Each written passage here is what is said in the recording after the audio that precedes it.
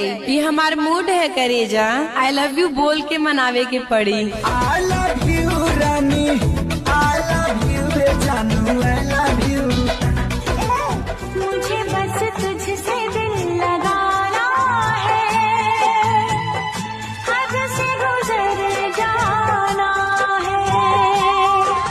सब सुख बातें हमरा कोही के दुख बा, गवन कराला हाली ये तोने के भूख बा। तोरा में सुते के मन जब जब बुलाऊंगी तो मैं चले आगे।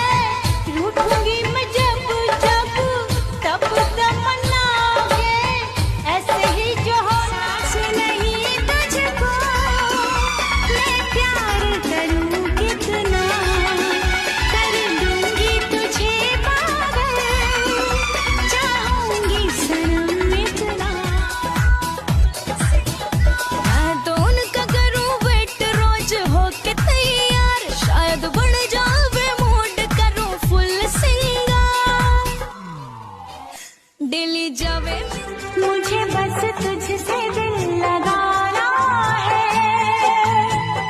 हद से गुजर जाना है। सजना जी आप क्यों ऐसे बेचैन हैं? चैन तो मेरा लूटे तेरे ये दो नैन है, नैनों में। राजा कैसे बैठो तो हरी मोटरिया मालो, टुकुर टुकुर देखेंगे बजरिया माँ।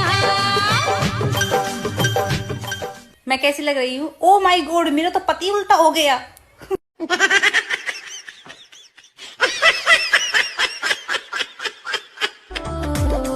अरे सुनो, ऐसे जो करोगे तो दूसरा रेंज कर लूंगी, ऐसे जो करोगे तो दूसरा रेंज कर लूंगी। बाबू काबू में रहो ना,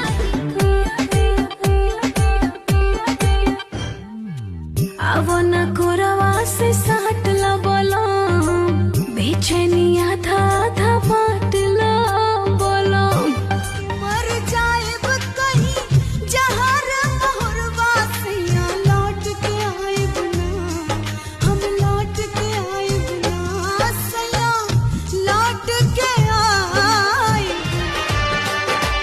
भाग से मिलल बाड़ा सैया, राखब तोहे संभाल के, ओह के कर जवा के भीतर छुपा लेब, लागी ना नजर संसार के।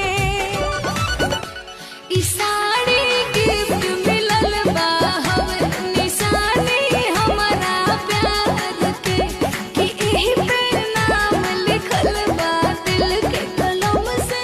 ए जी साया साड़ी होत नइखे हमरा से संभार, सैया ले ले आइहा, कर जाऊ ले ले आइहा, पटना से सूट सलवार सैया ले ले आइहा।